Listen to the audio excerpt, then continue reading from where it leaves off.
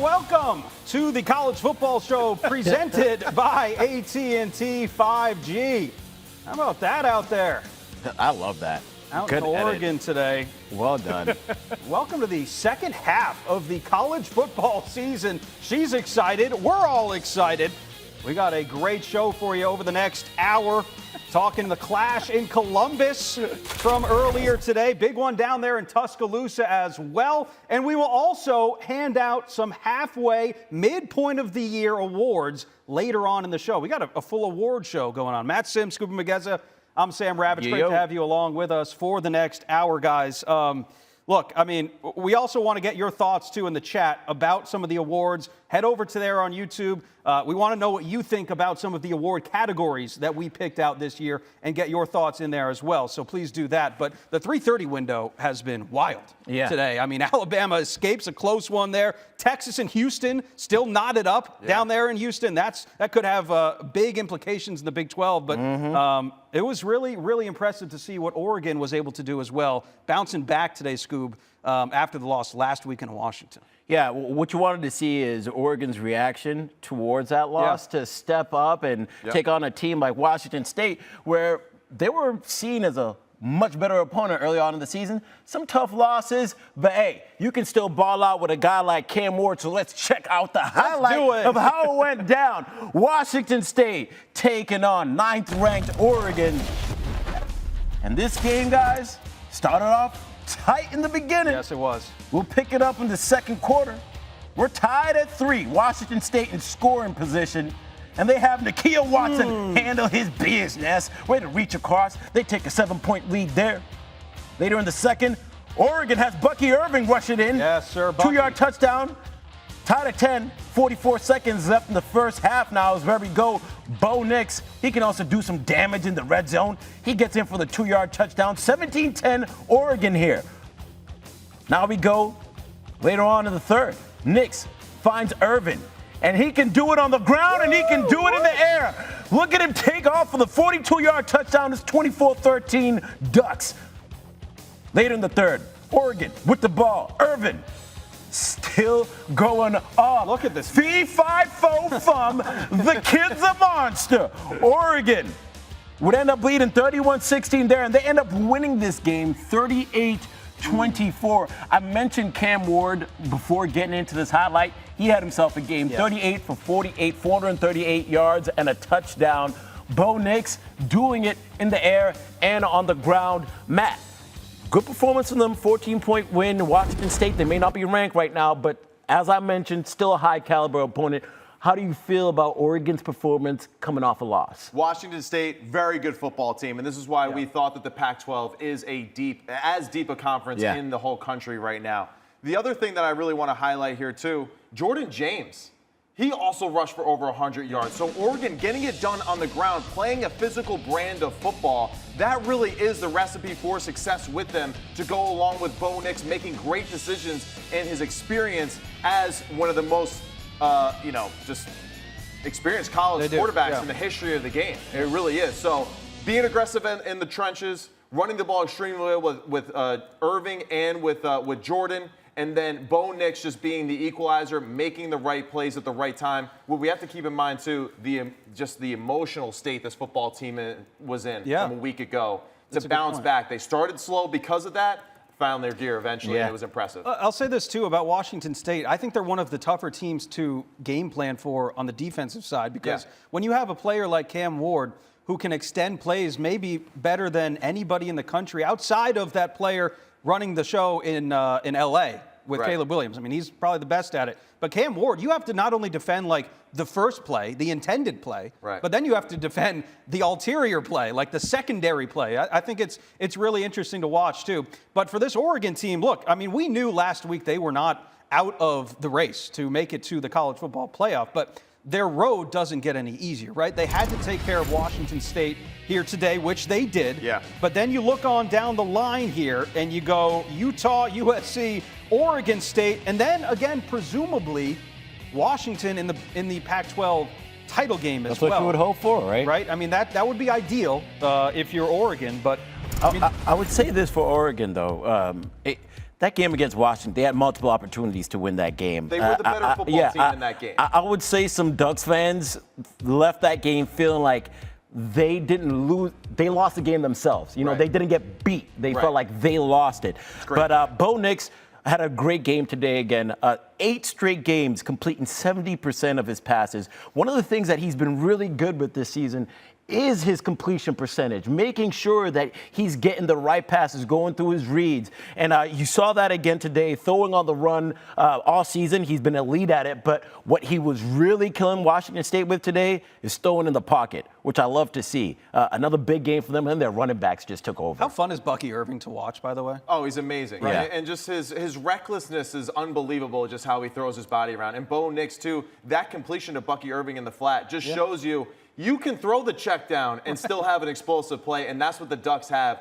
Their toughest matchup, I think, on the rest of their roster, on the rest of their schedule, is Oregon State, just because I think Oregon State matches up with the style that they want to play. Yeah, a back-to-back games with 150 scrimmage yards for Bucky Irving. 3 tutties in this thing. Dude. I mean, he's like a little Mighty Mouse. I know how big you were on him early on in the season. You just kept on telling us, this guy is good. Like, Pound Matt, for you pound, loved him. bro. Like one of the strongest, toughest dudes out there on the field. So, yeah, I'm a huge fan of Bucky, for sure. We all are. Let's go ahead and take it to the Big 12, too. It's a wild day in the Big 12 still going on. UCF, this is the Dylan Gabriel Bowl. This is a good game. Because Dylan Gabriel has played for both teams. You see Boomer Sooner going out there. First quarter, Oklahoma on the UCF 29-yard line. Dylan Gabriel pass complete to Nick Anderson for the 29-yard touchdown. Nick Anderson, by the way, the first Oklahoma player to record a receiving touchdown in 5 straight games. He gets a touchdown every time. C.D. Lamb. That's the kind of company that he's in right now. And you see another touchdown, Dylan Gabriel to the man himself, Nick Anderson. Love the move at the line of scrimmage right there. Got the corner on his skates right away. That's no what chance I kept of on defending saying. that one right Like, there. that's an incredible move off the line. All right, this game got interesting, too. You see John Rice Plumlee airing it out to Javen Baker, 86-yard touchdown. What did he just do right there? Oh, my God. Did y'all see? And the foul was called, after the play, and that's because that kiss that he blew to the sideline landed after he scored. Yeah, so Javon Baker, 86-yard touchdown, blew the kiss. Whoa. And now early on here, we got the pick. Oh, and catch the hit. the ball, my boy. Yeah. And the hit. That's a body shot, yet it'll feel much less worse if you just catch the football. Drake Stoops on the reception here, diving into the end zone. This was back and forth. A lot closer than I think Oklahoma would have liked this game. Absolutely. Oklahoma put another touchdown on the board, but the Knights would fight back. John Rice Plumlee, he plays baseball as well, and he finds Baker in the end zone. Great and route here by was Baker the across the two-point field. conversion that failed, Matty. I don't know if I love the play call there. Yeah. Man, I hate it. I really do. In that situation, but just Plumlee's playing really well. Yeah. He's doing a great job managing the football game all day. Javon Baker, he doesn't have a picture right there, but dude was absolutely balling and was a problem for this Oklahoma secondary throughout the game, despite the one on the broken coverage. I just give your best players the ball. I don't want a receiver throwing the game-winning touchdown or extra point. So that's where I just kind of say, let's just let the guys who got you there in that position do it. This was not the best game for Oklahoma that we have seen. Right? You did not want to see them play like this. They trailed for 22 minutes in this game. Right. 22 minutes. Yeah. We had Dylan Gabriel throw 2 picks in this game as well. Lots of penalties. But, guys, these were the types of games that Oklahoma loses in years past, right? I mean, these were the games that, you had to win, but just you couldn't get over that hump. It's a great point. And Dylan Gabriel, for being a smaller guy, dude is tough as hell in the pocket. He really does. And we also have to remember, too, that Oklahoma really probably isn't a top 5 type of roster team. They really are exceeding expectations exponentially this year. Played phenomenal against Texas, and they're a team that really just has to play by being great fundamentally on offense and defense. Dylan Gabriel making great decisions in the pocket and completing the football consistently, breaking down plays too and using his legs every now and then. and then really just Brent Venables playing great team defense behind that. They love to use tempo, too. I mean, they love to push the ball. They have to. Yeah, because they're really not talented enough, to go just like play for play with some of the bigger teams that they could potentially run into later in the year. I will however, say that Oklahoma kind of shot themselves in the foot multiple times in this game, just with their lack of discipline with the penalties. I go back to early in the second quarter when they got a huge goal line stand on UCF, and then all of a sudden they get a personal foul penalty, which would have been a turnover on downs. Instead, they give them a whole new set of downs, and then Mason Plumlee ends up scoring. So great game for UCF to take advantage of Oklahoma's mistakes. Right. But Oklahoma, you shouldn't be doing that. And there's a reason why you fell from 5 to 6 now. I mean, looking back on it, you can say that, but it's just like, come on, man. It's disappointing because this is off of a bye. Yeah. And typically you think that your team's going to be fresher, you're going to be ready to go. And this is the great, this is what great coaches are going to do. Brent Venables is so excited right now because they won the game, but they barely won it. So he's going to be able to coach his team extremely hard as if they lost the game. And I think that'll be a great advantage for this team later. Yeah, no question about it. I don't think Dillon Gabriel gets enough credit for what he can do as a dual threat quarterback, too. Yeah. I mean, he can run it as good as anybody in the country as well. So that was impressive to see what Oklahoma was able to do today, despite not playing their best football, Scoob. And we got South Carolina and Missouri. Yeah, let's over to the SEC because I've been enjoying seeing what Missouri is doing all season. We got Brady Cook, we got Luther Burden. So let's get out over there for 20th ranked Missouri hosting South Carolina. Wait, we'll check out. I guess we're moving on to a full screen. Yep. But wait, this is live TV, people. We're going to the full screen of this game. We'll cut the highlight. We'll show you. We'll just give you the brief. We're just going to reenact it. So Brady Cook, not the best of games. 14 for 24, 98 yards, a touchdown, no rushing touchdown. But they won convincingly, guys, 34-12. This is a big year for Missouri and Eli Drinkowitz out there, right? I mean, put up the numbers that they put up, 7-1. Probably should have won another. Probably should be undefeated, right? No doubt. That's what I was just about to say. One, they're absolutely exceeding expectations for sure. Definitely should have beat LSU. The fact that they let that game slip, especially on their home field, that's going to be huge for them in the SEC West as far as getting into the title.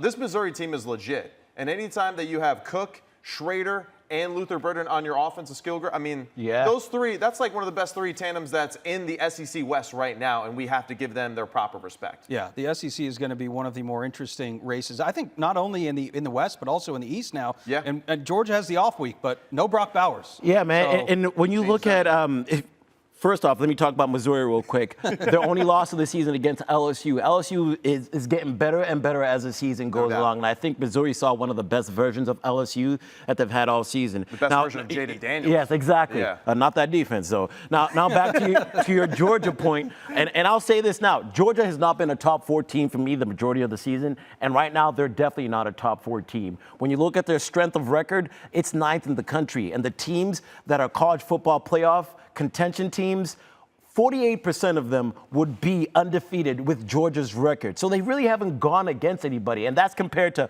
Oklahoma coming into this week, who 17% of teams would be undefeated with their schedule. So for Georgia to not have Brock Bowers, we saw that Auburn game where they just started to feed him every play. Right. Now you don't have that person to feed. So I'm really worried about them going forward. And Carson Beck, maybe he takes his game to the next level, man. It is crazy, though. Out of sight, out of mind, right? The fact that they weren't playing this weekend, it kind of gave us more room to say, I don't really like them that much. I don't like you, but Georgia. It's just a weird year. It really is. Georgia, because of their preseason ranking, I feel like is getting that pass right now. No doubt. But you can absolutely make that argument that they are not one of the top 4 teams in the country. At the same time, the SEC West, the SEC East, just seems to be lacking as far as like a depth that we thought was there in preseason. And Florida kind of not performing the way. Tennessee struggling again today versus Alabama. So, South Carolina and how they've looked, Kentucky,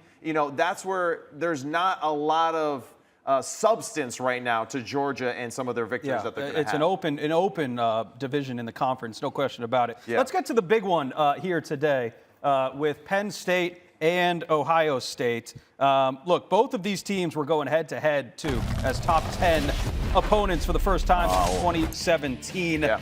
We had C.J. Stroud was in town as the guest picker on game day earlier. The question in Columbus was, can Kyle McCord be the next great QB? That's the question everyone's asking. On paper, too, guys, this shaped up to be a defensive battle, and indeed it was. Penn State ranking second in the country in opponent points per game allowed. Ohio State ranking third.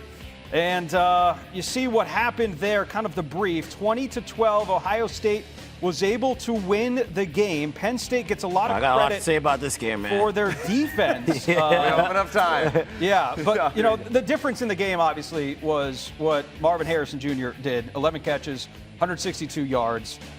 He was the hero in this one. And when you look at what Ohio State did, you look at the numbers for Kyle McCord. Matty, they're not bad. But I think he probably would have liked to have played a little bit better. Definitely. And this was, along with Notre Dame, kind of the second real test, I guess you could say, of the season for Ohio State. So how would you assess Kyle McCord's play today and Ohio State writ large? To everybody watching, he trains Kyle McCord, so he's going to keep it a buck of the bucket. So let's hear your opinion of Kyle McCord. Tell us the truth. Damn, what an intro, Scoop. Okay, so how do I follow this? We have seen the highs and lows of Kyle McCord right now. I think this team understands that they can't rely on this young quarterback to take them to the promised land. It has to be a team effort. The defense is absolutely, I feel like, the cornerstone of this football team. But at the same time, Kyle has made the plays when it is necessary to win these football games. It hasn't always been very pretty. He is definitely underperforming the standards of which I expect him to, and himself and his family. We know that he is better than some of the product that he has put out there on the field. But there are moments where I do see the Kyle McCord that I know and believe in that is going to shine and be a great quarterback in Ohio State's history. We just can't really maybe expect that of him this year, this moment. Now, what a part of his game do you see where you're like, all right, if you can just, get that to your ceiling, because everyone has a ceiling and everyone has a floor. And clearly Kyle has a ceiling that is, that brings him up with the best of the best.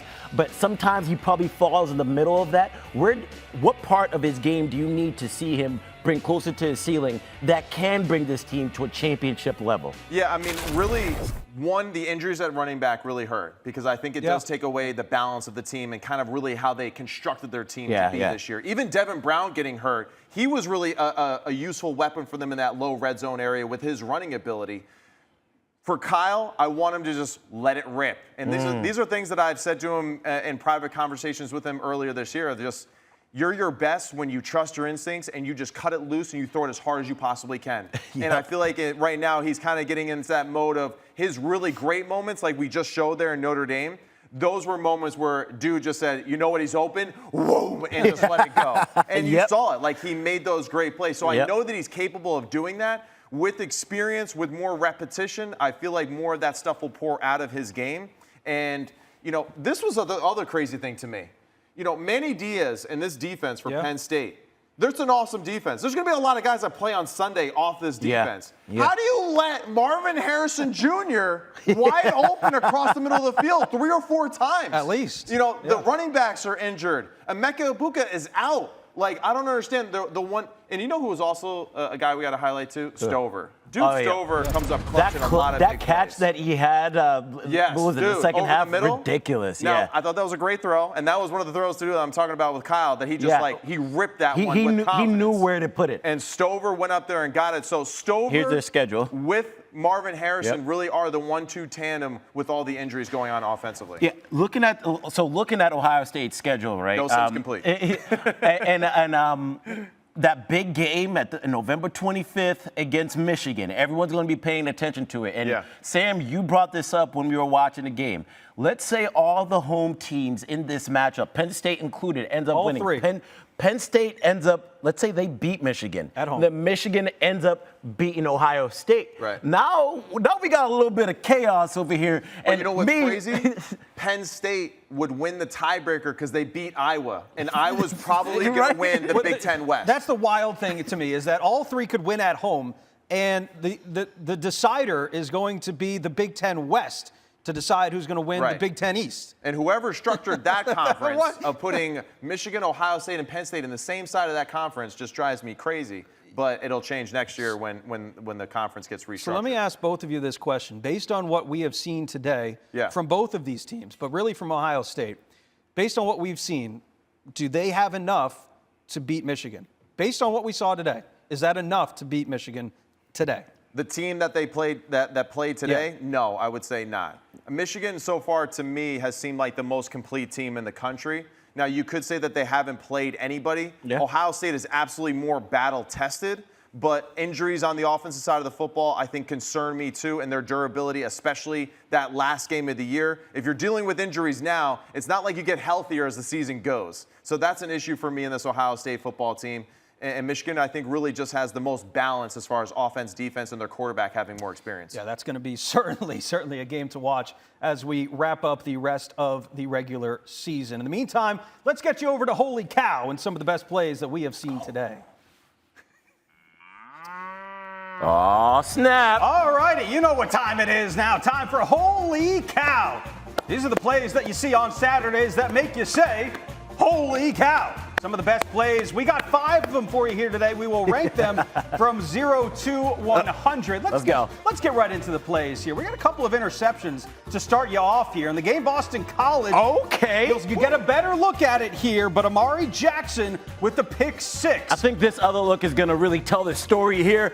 Sam, that's how you get it. I think one thing that don't lie on this play is them hips, because they clearly helped to make that grab. What you gonna rate this? This is a good one. This is the one-handed grab, pin it to the side. Yeah. I mean, that's pretty good. I think I'm gonna have to give it a 95, a solid A grade for a team that only has 2 interceptions on the year. We haven't seen a 95 all season, no, we Sam. haven't. It's a first. It's a solid grade right in the middle. Okay, all right. That wasn't the only interception from that game. Okay, however. I got this one. We got another really good play. Castellanos airing it out. Look out. Oh! Get it, big fella. Okay, Lamar Brooks going on his head. This is what you do as a DB. When that ball is up there, you're the wide receiver. It is your ball, and you go and get it, and that's what he did in a big moment. So I might not give this a 95, but I'm going to give it an A grade. How about we give it a 90? Drop that on his head because you caught it on his head. Nice, well done, young man. Even round 90. I like it. That's a good move. Yes. We'll take it. Yes. We've seen some low scores from Skubie as well. So very generous here today in Holy Cow. All right. The Dukes of James Madison are running over everybody in their path, and Marshall was the latest victim, guys. Reggie Brown with the hands, 28-yard catch. What?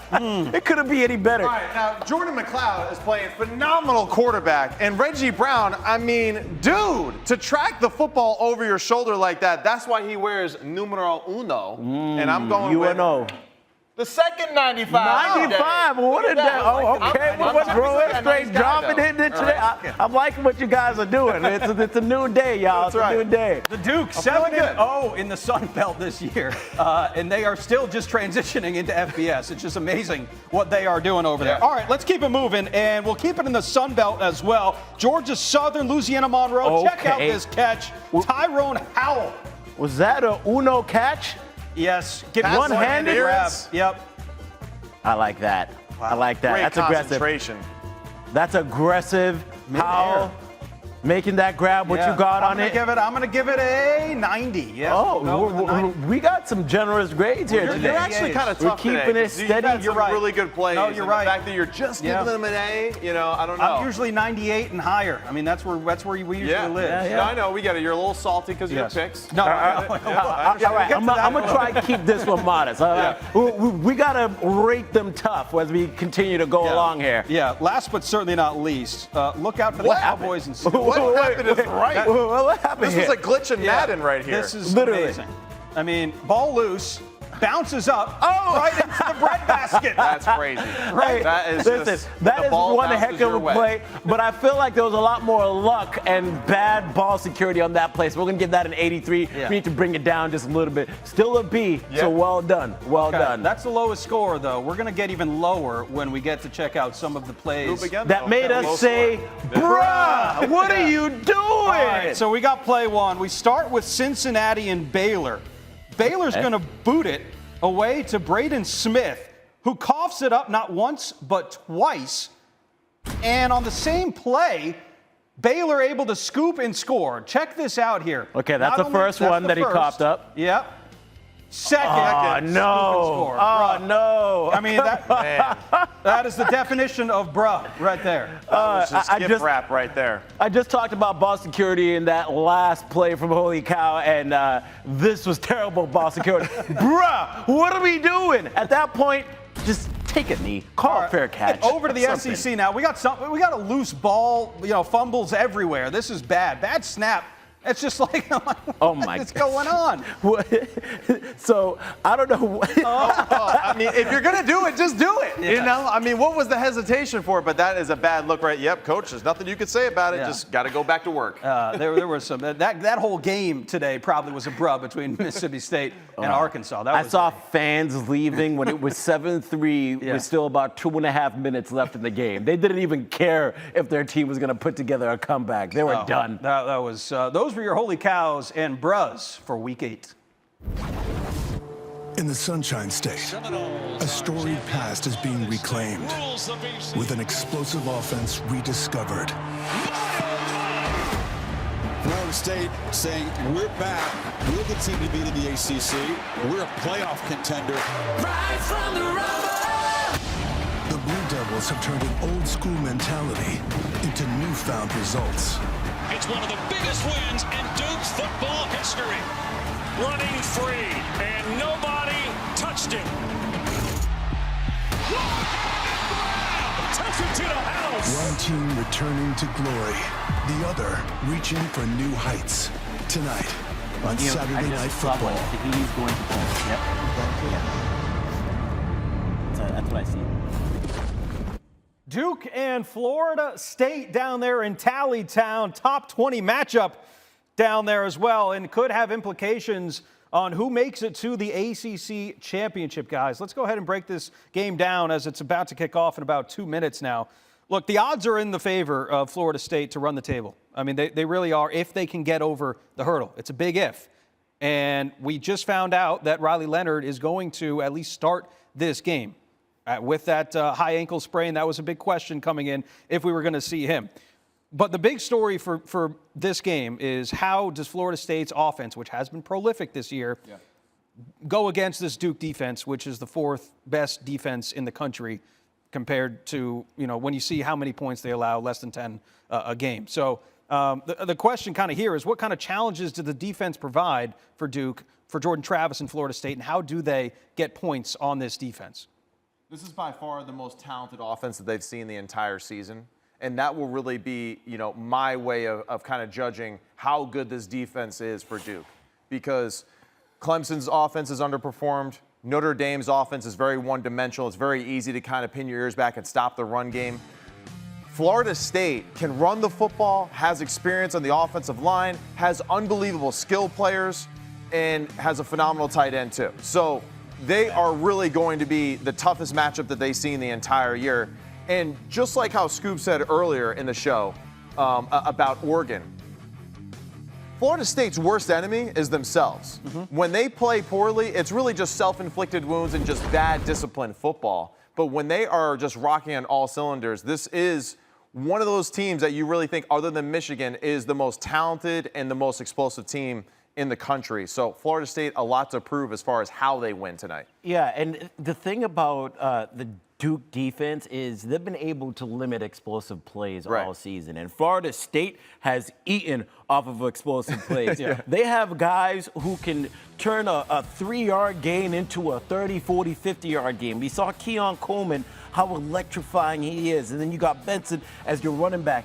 The thing that Florida State has is elite playmakers all around. However, they're not really known to put these small, methodical drives together. And I think what Duke is going to want to do is to force them in those situations where they have to be able to get those short yardage situations. So I'm interested to see if this Duke defense can put them in situations that's favorable for them. Because if you can limit the explosive plays for Florida State, State, then you're in a great position. But let's remember, Florida State is scoring 42 points per game for a reason. Yeah. Now, Duke, at the same time, is only allowing about 4.8 something yards per pass play. So they're holding teams down when it comes down to those explosive pass plays with elite defensive backs in their backfield as well. Have either of you played with high ankle sprains before? Well, that was going to be the next thing that I said, is that Riley Leonard, what of his greatest advantages of his quarterback play? Yeah. Is being able to move, extend plays, use his legs, be an athlete. Doesn't have that ability tonight. And this will be one of those teams where you would expect him to be even more active in creating plays outside the pocket, because I think Florida State will be able to lock down the skill group of Duke. They'll be able to take away some of the easier throws that they have had in this season. And now, Riley Leonard, do you have the mobility to make some of those plays off the cuff like we're seeing right here in the highlight? High ankle sprains are awful. Some people say it's almost better to hurt or tear a ligament in your knee than it is to get a high ankle sprain. He's only 1 week off, and I don't know, we might be expecting too much of this young man to, perform extremely well. But just like Scoob said, Trevor Lawrence got injured his knee, and then he had a career high on Thursday Night Football this week, so you never know. What's a telltale sign to see that, okay, he's comfortable or he's not? We're going to notice really quickly on the first drive. We're going to notice how he's dropping back, how he looks in the pocket. Here's Henry Beelan, also a Sims Complete student. Yeah, I'm actually doing all right as far as a coach. Not bad, Matty. But, a kid from Bronx, New York, Cardinal Hayes. Shout out to Cardinal Hayes, baby. Okay. He's got to be ready to play tonight because, Riley Leonard, if he gets hit hard, if he takes a low shot in the pocket, stuff like that, that's really where it's going to be hard. Is that if people are around your legs when you're trying to throw the football with power and moving around. Yeah, overall, Duke's running game is really their bread and butter. When it comes down to the ACC, they lead in rushing yards per attempt, leading rushing yards per game, and rushing touchdowns this season. That is where they're going to beat you as an offense. And when you have Riley Leonard at quarterback to help complement that run game, it makes all the difference. Because for those that don't understand, when you have your quarterback run the ball, it gives you an extra blocker. Because now you have 10 blockers in front of you, and you're the one running the ball. Now, when a quarterback hands it over to the running back, remember that quarterback is chilling over there. So, no doubt. So he's not helping to block anybody. And Riley Leonard has averaged 65 yards per game rushing this season. That is top 10 in FBS. If he's in that game, that offense needs him to be able to use his legs. But with high ankle sprains, to your question earlier, I've had that before, Sam. And one of my high ankle sprain injuries that I had 5 years ago still bothers me to this day. So there you go. Man, it's raining. It's raining. My ankle. Yeah, I mean, hey, have they seen anyone like Keon Coleman this year? Like, you're about to find out what it's like to cover that dude for an entire game. Jaheim Bell, he's doing phenomenally well. Benson at running back, of course. So it's going to take a team effort. And we're also forgetting, too, really the best quarterback in this game is Jordan Travis. Yeah. His performance this year, this dude's played phenomenally well. He's played through injury, too. And he's the epitome of what Florida State represents right now. It hasn't always been pretty, but he's been gritty as hell. He's played tough, and he's really made some unbelievable moments when they needed him most. Well, let me ask you this, too. If Florida State wins this game, we'll play the hypothetical game here. If Florida State wins this game, they're obviously going to be the favorite probably to go to at least the ACC championship game, probably favored by many to win the ACC championship game. But would you have them as a favorite to at least maybe win one game in the college football playoff? Most definitely. I think they're absolutely capable of it. And I feel like if you went back and checked the tape, all right, week one of this show, I said Florida State is one of those teams that has the talent and the makeup to really be a terrible matchup for anybody late in the year, just because they have so many great football players on the field. All over. It's all over. They have the depth that we always discuss with some of these great teams. The only one that maybe would be in question is like Michigan. But other than that, so far, Florida State has played, tougher environments than Michigan has so far, and they've come through in all of them. Just look at the FBI chance to win over here. That's absolutely ridiculous, y'all. I mean, it doesn't get any lower than 70%. Obviously, their toughest game is going to be against Miami. We don't take a knee at the end of the game. But besides that, I think they'll be fine, especially in the CFP.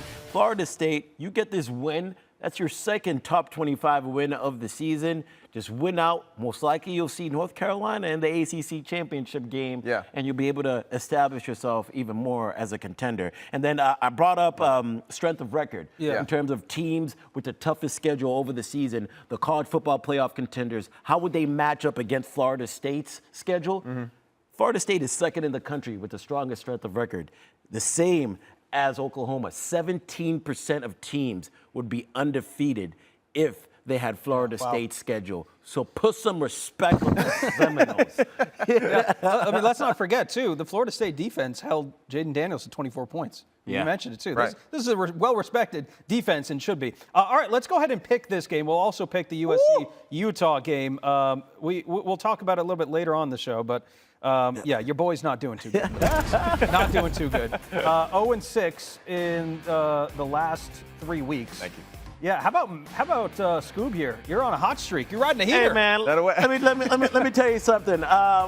Your boy knows how to pick him. If 500 on the air, that's not easy. That's not easy. Take it easy. Take it easy. And I like my picks this week. If any of you are interested in investing in the game, I advise that you follow your boy. Not him. No, actually, not him. Don't follow his advice. Just do the opposite of whatever he does, that's and right. you'll do That's just right. fine. That's the key. So here's my first tip for you. I'm going to be taking Florida State, which means Duke's going to win this game tonight. I'm just kidding. Florida State, look, Florida State and Duke, it's the longest winning streak, I think, in FBS against one single opponent in the Power 5, right? Yeah. Duke has gone 0-21 against Florida State. 0-21. That's bad. And it's about to be 0-22, so I'm taking Florida State. Scoop, who are you taking?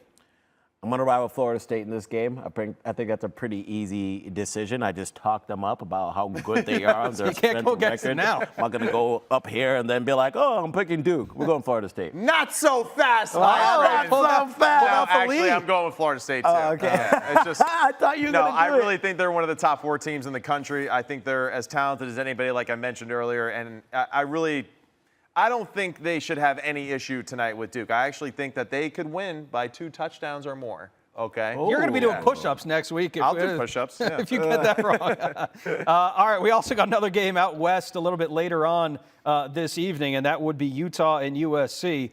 I'll start this one off. I'm going to take the Utes because I think that Utah, after going 2-0 against Southern California last year, even without Cam Rising, who, again, might redshirt at this point in the season, this defense is the best in the conference. They're allowing 12 points per game. Utah's a better defense than Notre Dame, statistically speaking. They are. So a +7 turnover margin as well. I think the defense could win the game for Utah. So do you think Caleb Williams is going to play bad 2 games in a row? I think you're going to get a pissed off Caleb Williams in this game. And he had comments leading into this week. He said, this is the worst game of my entire career. Yes. You just got to put that behind yourself and, kind of get it rolling. He's going to be fine, and I think he's going to play really well. I'm going with USC in this game. I think they have a lot more problems than just Caleb Williams, though. They do have a lot more problems, but I think Utah is going to struggle to score. I think no doubt, yeah. Southern California, their defense played very well against Notre Dame. Yeah, Caleb Williams was actually the best offense for Notre Dame that That's day. what I was saying. So we're on the same page that way. But I doubt that Caleb is going to struggle the way that he did again that way. So I'm saying that this guy is a phenomenal football player. Utah, no doubt, is a great defense. It's going to be a low-scoring football game, but I just don't see Utah's offense being able to be super productive and putting a ton of points on the board either. All right. Yeah, Utah had the number for USC last year. Caleb Williams trying to get off the tough interception streak that he was on against Notre Dame last week. All right, there was a really interesting game between Alabama and Tennessee today. Again, a top 20 matchup. Here's the final. Alabama able to improve to 7-1, thanks in large part to a surprising run game today for Alabama as well, plus some defense that came up big. Joe Milton, 271 yards, 2 tutties. Jalen Milroe, again, 14 completions for 220 yards. So we got Sean Arnold in the chat. What's Sean say? He's big Tennessee fan. Okay. Upset that his squad lost. Yep. And Sean, we got a former Tennessee football player. Don't bring it up, because he's going to tell you all about my career at Tennessee, which, listen, Sean, Alabama was a better team today with the way that they played. Joe Milton has continued to wait. I thought Joe Milton played his best ball today. Look, you know what? Season. He played really, really well. All right, I know. He hasn't lived up to the hype that we did, this whole offseason, but he played good football today. You know what? Tennessee especially just on really the ground, is not especially as on good the ground, as Alabama is. That's really just the facts of it. And I thought Tennessee's defense would be able to hold Alabama's offense a little bit more, especially in the pass game and some of the running situations. I'm a little surprised, actually, that Alabama was able to run the football the way that they did later in the second half of this football game. That's what they've struggled with for the last couple of games, being able to run the football. Yeah. This game really came down to a number of conversions, especially fourth down conversion in the middle of the field where Tennessee was stopped multiple times by the Alabama defense. Maybe it's not more so Joe Milton, which he had a great game today, to your point, Matt, but it was against the Alabama defense that really has been one of the best in the country lately. He missed some passes today. I get that. But, he performed very well today. He gave them an opportunity to win. And I'm just not going to put everything on Joe Milton because I feel like that's what the fan base wants to do right now. And it's really not him. The fact is that Alabama really is just the better football team right now at this point in the year. Alabama's big play frequency is one of the big reasons why they are here. Yeah. Is that a sustainable way to go through the rest of the regular season? They've been doing it, though. That's what's crazy, and it's unbelievable. Jalen Milroe, we know that he has some deficiencies so far as being the complete quarterback, so to speak. But dude does make those one or two plays that they need every week from him. He absolutely is a great downfield thrower. He sees the field extremely well down the field. And credit to Alabama and Tommy Rees for getting him those opportunities, which seems like week after week, for him to exploit what he does extremely well. Yeah, again, Alabama just continues. Everyone wrote them off, after their first loss of the season. Yeah. And again, they were able to take down Tennessee today at home, 34-20.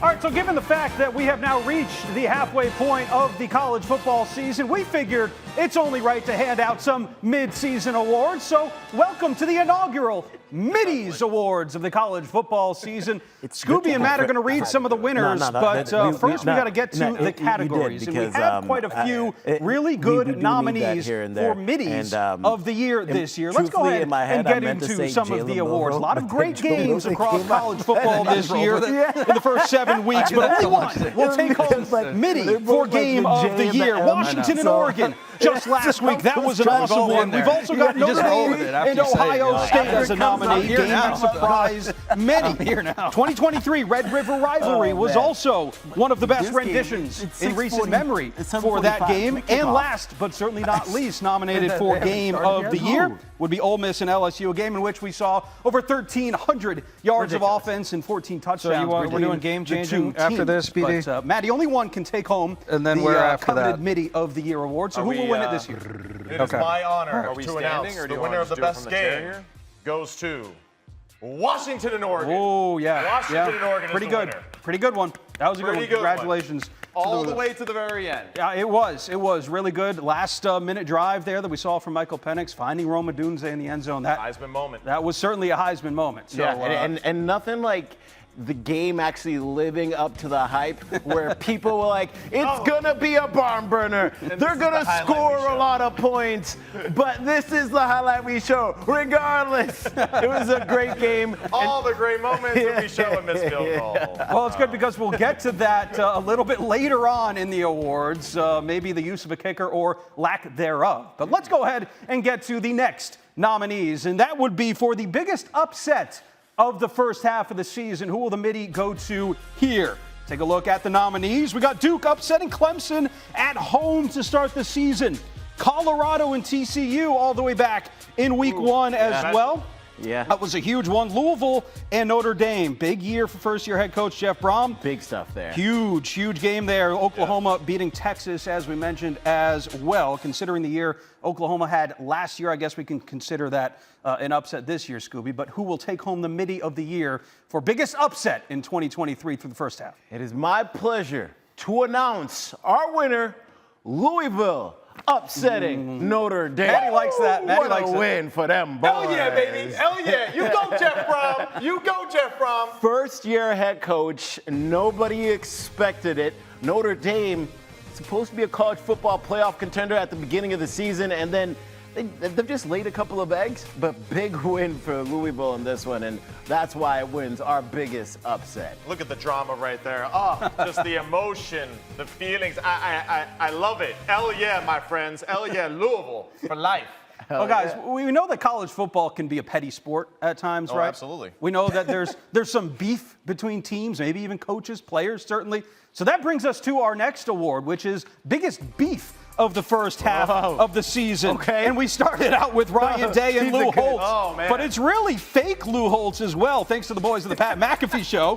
Following the win over Notre Dame, Ryan Day took a shot at Lou Holtz, we all know. And Lou Holtz, the legend that he is, also doubled down on those comments that he made later on in that week as well. Deion Sanders versus the entire country is a nominee as well. That was Pretty much. I've seen how the chat goes in with Deion Sanders in Colorado. So versus the entire world We'll for just leave it Deion. at that, yeah. The third nominee for biggest beef, it's the NCAA against North Carolina and Tez Walker. We know that whole situation. Yeah. Last but certainly not least here, we got one of the biggest beefs between Plum High School's very own Pat McAfee and Washington State. So that is our last nominee for biggest beef. But who will take home the award, Matty? Good for Pat, too, being involved in two of these Right, biggest yeah. beefs. So good for him. He's getting the clicks for sure. The winner of biggest beef goes to Deion Sanders Has to, versus yeah. the world. Has to. Well, why not? Who else, right? We've seen this all over the media, and Deion had that one question for everybody. Do you believe? Well, now I don't believe in them as much. Hopefully they can even make a bowl game, but this is some real beef. Scoob has definitely cooled, at first on this subject, but hey, at the same time, it doesn't matter. It's entertaining, and I love it. Yeah. And I don't care if they're good or they're bad. I'm going to keep watching prime time in prime time. I will, however, say that Deion did just lock down a 5-star recruit, the #1 quarterback in the class of 2025. He'll be going to Colorado. That's why he said, get us now, right? He said, get us now. We coming. We coming. I'll tell you what else is coming up. Next, we got our great nominees for biggest bruh of the year. Some of the plays that just head scratching, right?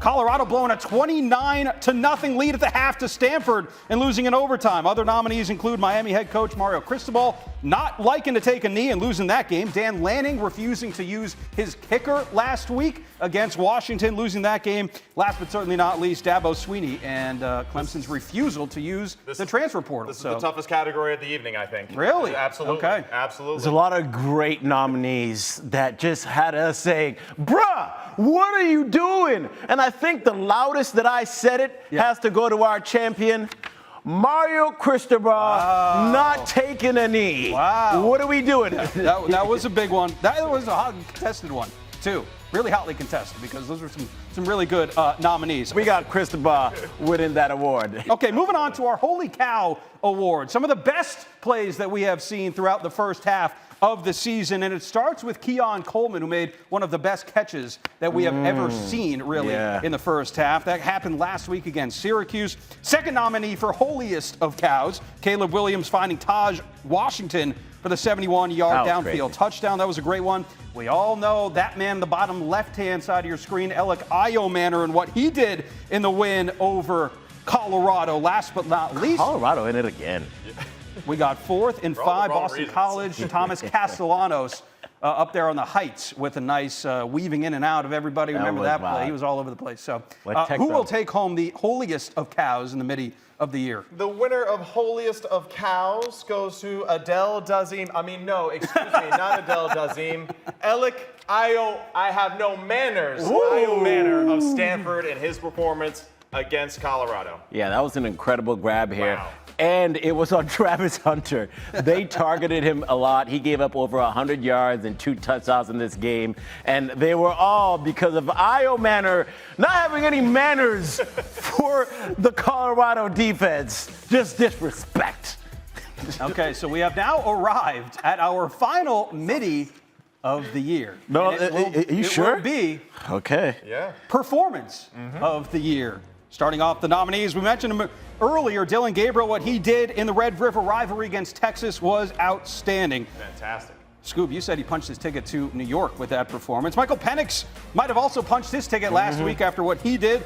Threw for 300 yards, 4 tutties against Oregon. Next nominee, we got to jump back in the time machine all the way back to week 1. Shador doing that Shador. When he did against TCU, 510 yards in that game, if you remember. And the last nominee for performance of the year is Mr. Daniels down at LSU. And what he did, too, against Missouri. I think he threw for 260 yards. He had another 100-plus on the ground. So that was a tremendous performance from him. Oh, yeah, lost a rib, too. Which is why the award for best performance goes to LSU quarterback Jaden Daniels.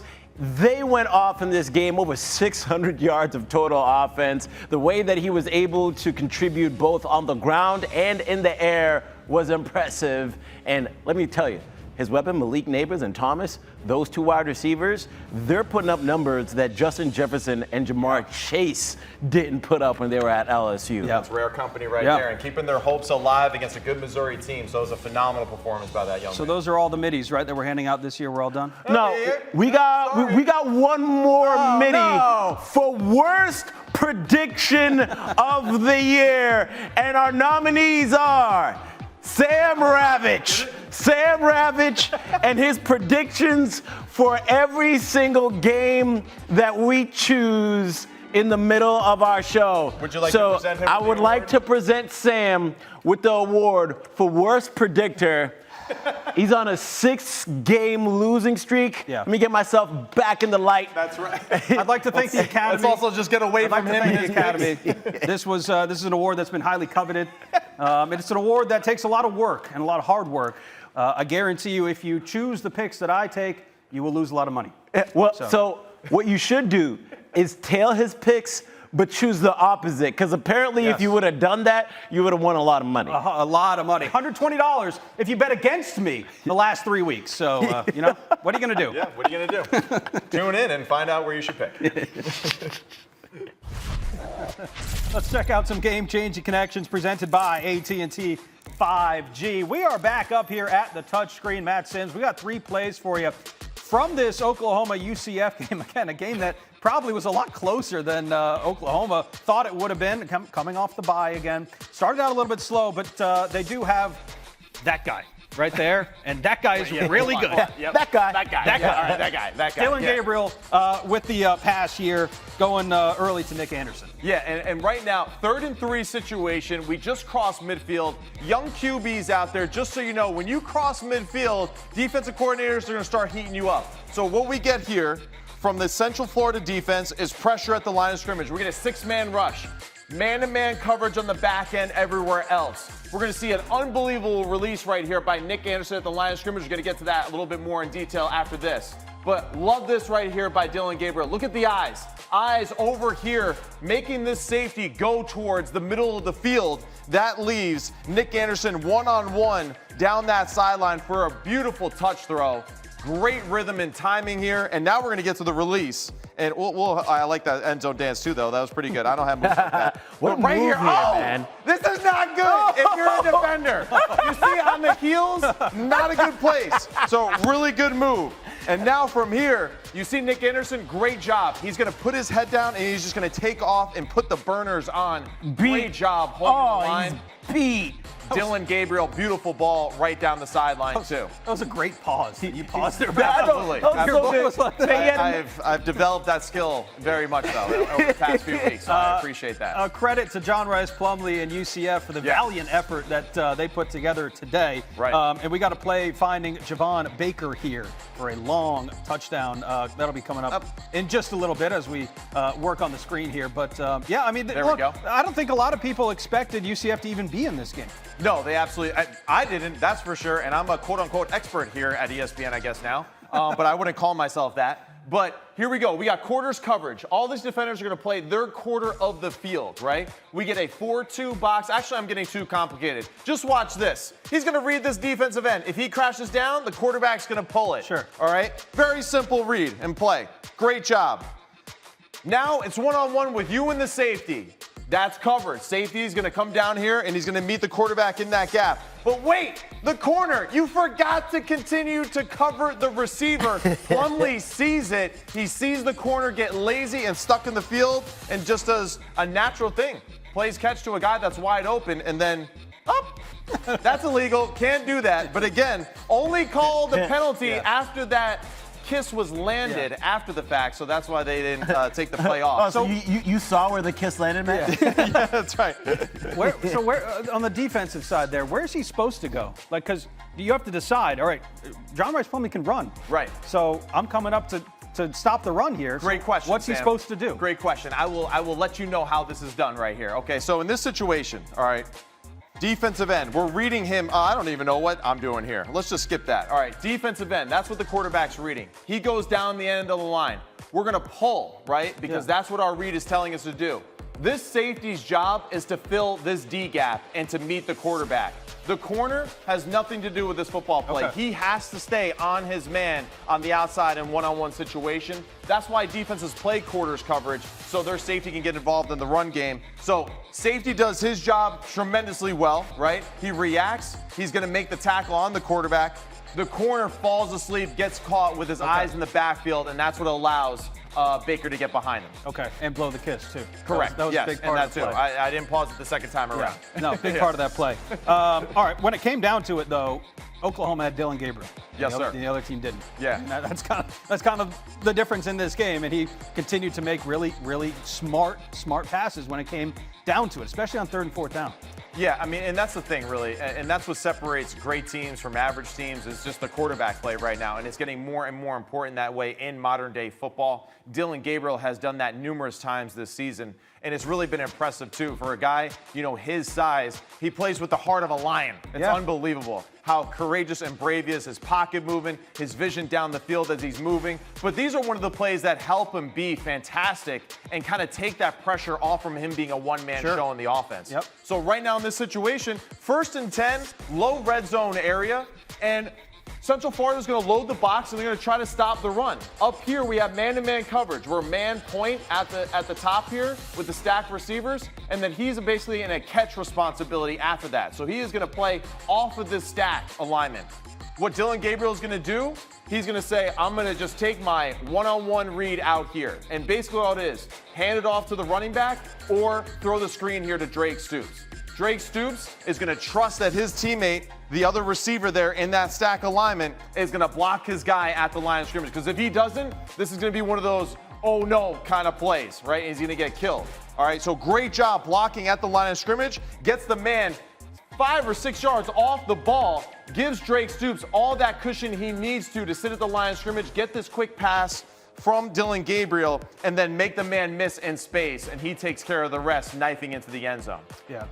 Impressive stuff. Again, a lot closer than I think Oklahoma probably would have wanted this game. But again, this is a game that they have lost in the past, and that was kind of the difference. They won this one. No doubt, no doubt. And as the game continued to go on, you saw Oklahoma kind of find their groove, and maybe that is because they did have that bye week, a little rusty. Sometimes not playing really is to the detriment of young college football players, whereas in the NFL, you don't see that as much because, you're playing more games and you spend all day at the facility practicing football, whereas these guys, they also have to do schoolwork too. Right.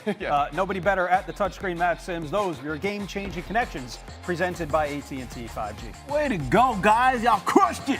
Love to see my squad go off. What we got going on, Scoops? We got some action in the Duke versus Florida State game. Duke is up 7-0, guys. Let me tell you, this happened as you were doing your game-changing connections. There were some game-changing plays. Florida State went for it on 4th and 1 in the first quarter while they were trying to keep going. It's the first time, their second time failing to convert a 4th and 1 this season.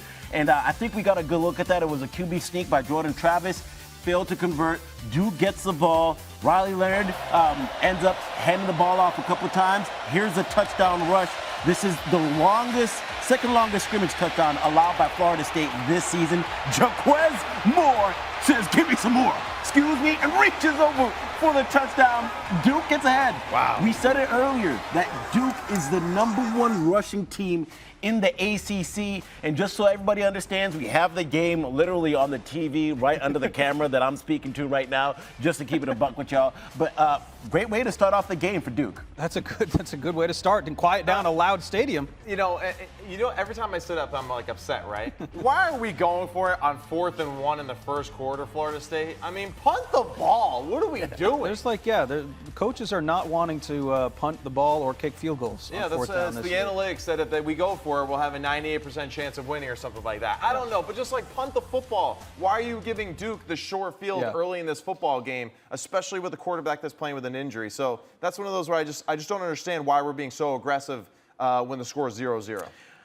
So real quick, before we close out the show, we had y'all vote on a number of different things with our midi awards, see if compared to what we had. Yes. For the craziest play so far, we had the Alec Manor over Travis Hunter. Yeah. The chat has spoken, and they chose Keon Coleman's one-handed grab. I will not argue with that. And then we have best performance.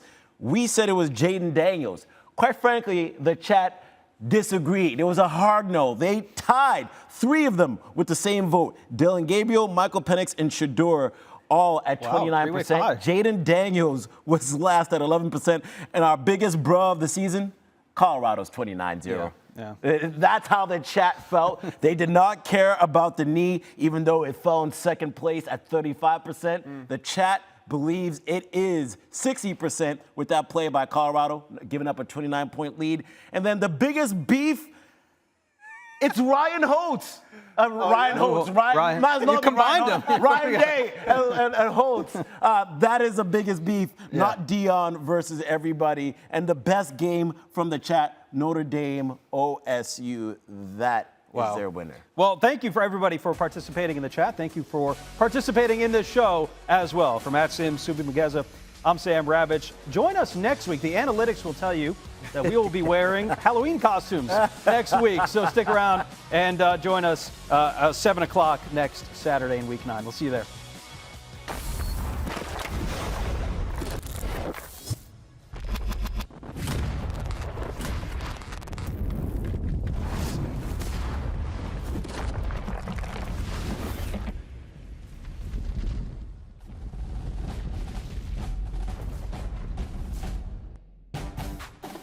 By AT&T 5G. Thank you for watching the College Football Show presented by AT&T 5G.